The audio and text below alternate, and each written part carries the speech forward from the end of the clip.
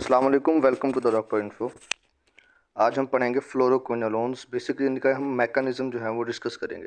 काफ़ी वीडियोस में आपने फ्लोरोक्विनोलोन्स के मैकेनिज़्म को सीखने के लिए कोशिशें की होंगी, लेकिन फिर भी आपकी समझ में कोई एक बात आई होगी, कोई एक बात नहीं आई होगी। तो आज हम फ्लोरोक्विनोलोन्स का मैकेनिज़्म शॉर्टली डिस्कस करेंगे और आपको इंशाल्लाह अच्छे से समझ आ जाएगा।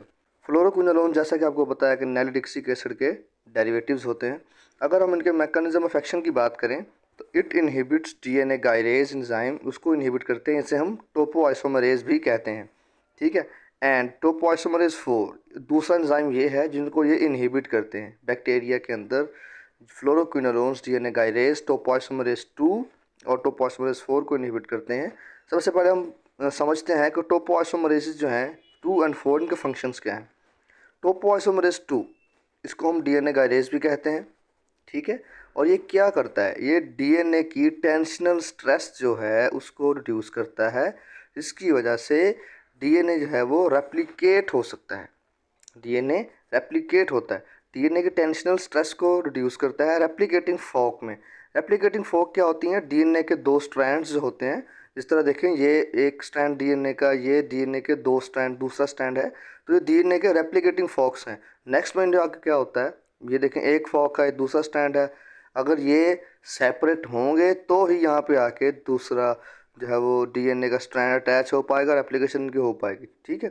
जब तक ये सेपरेट ही नहीं होंगे तब तक जो है यहाँ पे कोई रेप्लिकेशन नहीं होती, ठीक है। टेंशनल स्ट्रेस किस तरह होती है वो हम आपको आगे दिखाते हैं। ये टेंशनल स्ट्रेस किस तरह होती है,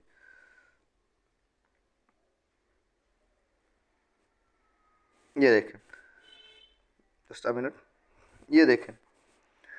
तो ये हमारा एक डीएनए है, ठीक है। ये बिल्कुल एक सिंपल डीएनए है। यहाँ पे अब इसने क्या करना है कि स्टेप 1 में हमारा डीएनए था, स्टेप 2 में क्या है वो, ये बिल्कुल एक डीएनए है। यहाँ पे ये ग्रीन कलर से डीएनए गायरेज एंजाइम जो है इस पर एक्ट हो रहा है यहाँ पर, और इस स्ट्रैंड पर रेड वाले पर और ब्लैक वाले पर, ठीक है। अब इसने क्या किया, इसने आगे इन दोनों स्ट्रैंड्स की अनकॉइलिंग कर दी। देखें यहाँ पे डीएनए के दोनों स्ट्रैंड जो है वो क्या हो गए हैं, अनकॉइल हो गए हैं। इनके दरम्यान जो है अनकॉइलिंग, अनवाइंडिंग हो गई है इनकी, ठीक है।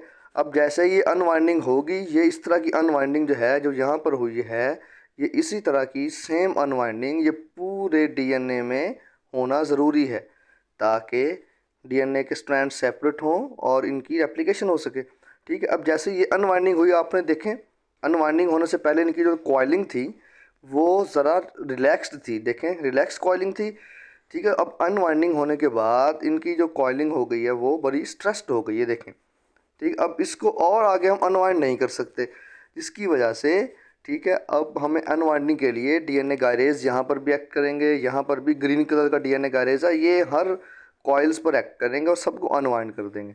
अनवाइंड कर देंगे, देखिए ये ब्लैक सेपरेट हो गई और रेड सेपरेट हो गई। अब जब ये सेपरेट होगी तो इसके साथ जो है वो एक नया डीएनए स्ट्रैंड ऐड हो गया ब्लू कलर का उन दोनों के साथ, जिसकी वजह से एक डीएनए दो डीएनए में कन्वर्ट हो गया। ये काम है टोपोआइसोमरेज 2 का, कि क्या करती है, डीएनए स्ट्रैंड्स की अनकॉइलिंग करती है, जिसकी वजह से उसकी रेप्लिकेशन हो सकती है। अब फ्लोरोक्विनोलोन्स क्या करता है, टोपोआइसोमरेज 2 को इनहिबिट कर देता है, जिसकी वजह से ये अनकॉइलिंग हो नहीं पाती और डीएनए रेप्लिकेट नहीं कर पाता, जिसकी वजह से डीएनए सिंथेसिस इनहिबिट हो जाती है और फ्लोरोक्विनोलोन्स इस तरह अपने जो है फंक्शंस परफॉर्म करते हैं। नेक्स्ट में है टोपोआइसोमरेज 4। अब टोपोआइसोमरेज 4 का क्या काम होता है, जिस तरह वो डीएनए रेप्लिकेशन को इनहिबिट करते हैं, इसी तरह टोपोआइसोमरेज 4 डीएनए रेप्लिकेशन होने के बाद जो डॉटर क्रोमोसोम सेपरेट होते हैं फिर उनकी रेप्लिकेशन होती है, ठीक है। डॉटर क्रोमोसोम की सेपरेशन को इनहिबिट करते हैं, ठीक समझ लगी। टोपोआइसोमरेज 2 डीएनए रेप्लिकेशन को इनहिबिट करते हैं और टोपोआइसोमरेज 4 जो है वो डॉटर क्रोमोसोम्स की सेपरेशन को इनहिबिट करते हैं। अगर हम mechanism of action of fluoroquinolones को कंबाइन कर दें इन दोनों को, तो क्या है कि फ्लोरोक्विनोलोन्स इनहिबिट बोथ टोपोआइसोमरेज 2 यानी कि डीएनए गाइडेज enzyme and inhibit DNA uncoiling, hence DNA replication is inhibited, ठीक है। और मोस्टली ये टोपोआइसोमरेज 2 जो है डीएनए गाइडेज जो है ये ग्राम नेगेटिव बैक्टीरियाज में इस तरह के एक्शन शो करते हैं।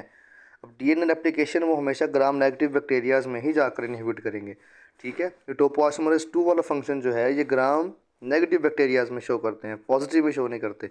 पॉजिटिव में कौन सा फंक्शन शो करते हैं? टोपोआइसोमरेज 4 वाला। Also fluoroquinolones act on topoisomerase 4, ठीक है, hence inhibit the separation of sister chromosome gram positive bacteria, ठीक है।